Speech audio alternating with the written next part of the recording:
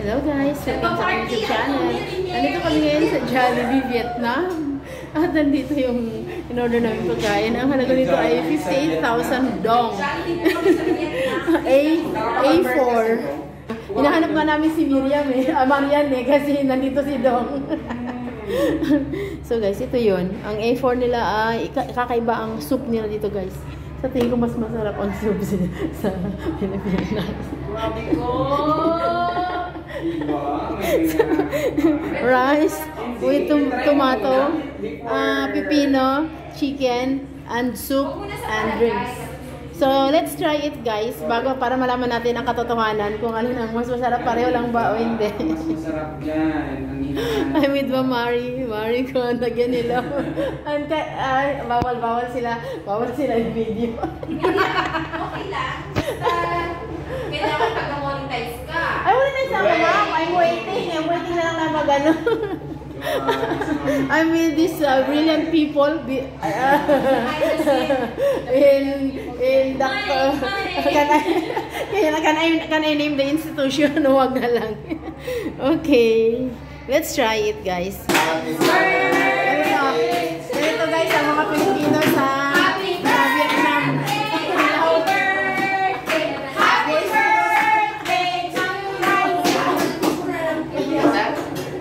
Celebrant dito guys.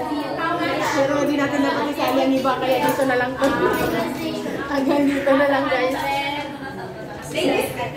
Ladies and gentlemen, since you're Rayo Kamo, Red kita niyan sa is sponsored by Sir Naka!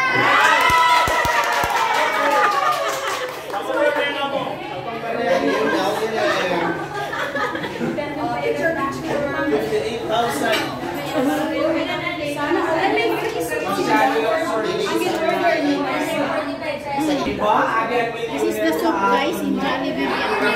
It's different. Basta sa Pilipinas, ang gusto nila hindi makaroni yung nakalagay.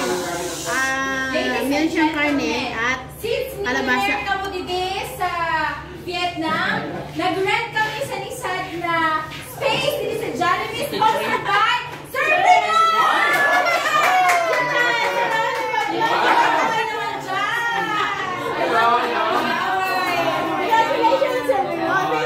You better vote for me for this coming midterm election.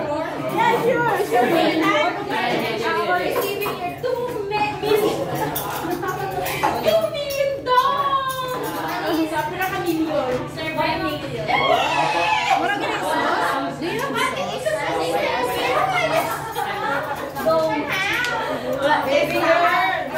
This is different from the Philippines. No sauce for the chicken. No sauce for the chicken. The one. Over there. I get it.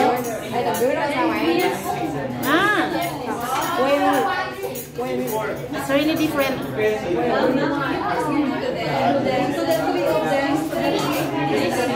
The soup is really different. It tastes different also.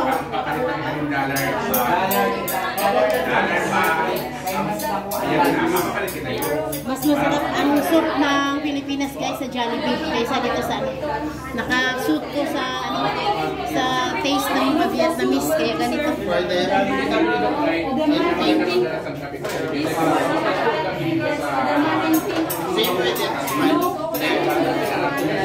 Ang difference nito guys, sa Pilipinas meron siyang pipino.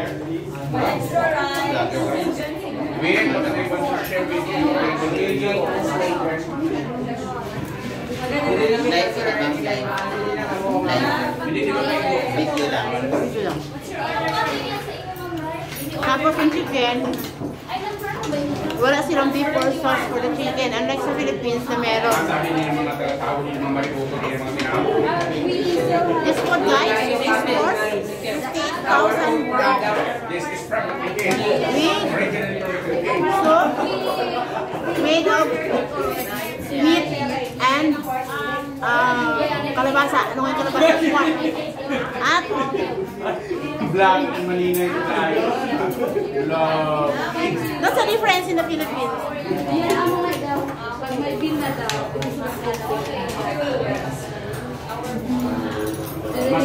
in the place. So these are my classmates. The beautiful people from the Philippines saying, Xin Chào. Johnny, the owner na. Look for this place. Say Xin Chào. Hello. Ciao. Xin chào. Xin chào. Xin chào. Xin chào. And then you say come on and you have to say thank you. Come on. Come on. Yeah, thank you. So yun guys ang kaibahan. Ganap kami ng sauce. Wala silang sauce sa chicken. Sa Pilipinas merong free sauce.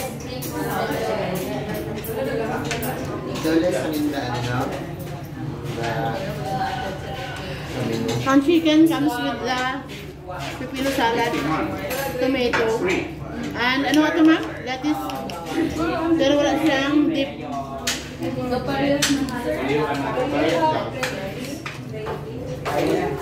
Yan, gravy wala.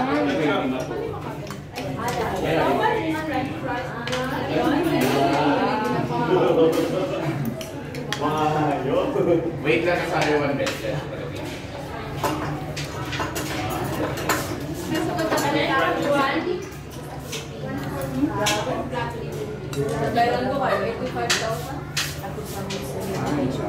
Thank you. That's the sauce for the chicken. This is chili sauce. This is chili sauce, guys. So this is different. Now we're looking for the gravy of the chicken kasi lang wala sila. Yan ang difference, guys. Guys, abangan nyo sa aking YouTube channel. Ano si Tanavar de la Rosa? Hindi nakita talaga ang difference. Ito, ma-claim naman yung isang taon. Magaril. Food critic. Food blogger. 20,000 go. Maybe French is Kamatis, tomato or tomato. Regular fries.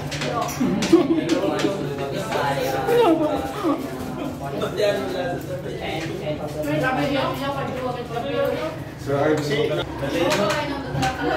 you see guys, the Filipinos are happy people. Even outside the Philippines. Ano pang maribot ng rice? Kasi sa'yo natin yung sigilid ng sabot ng lugar. Palino ko na. Sinakampo.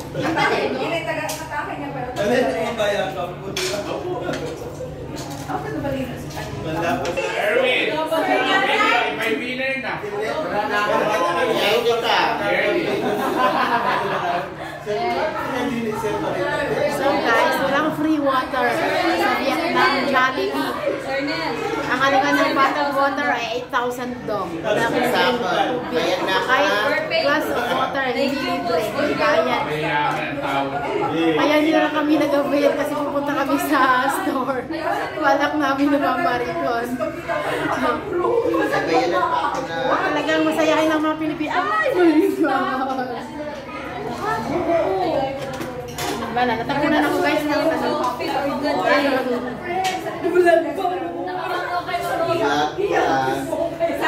So yan na ang video guys. Magkano ang halaga ng chicken na may soup. Ano na naman? Rice, konting salad. 58,000 dong. Thank you for watching guys.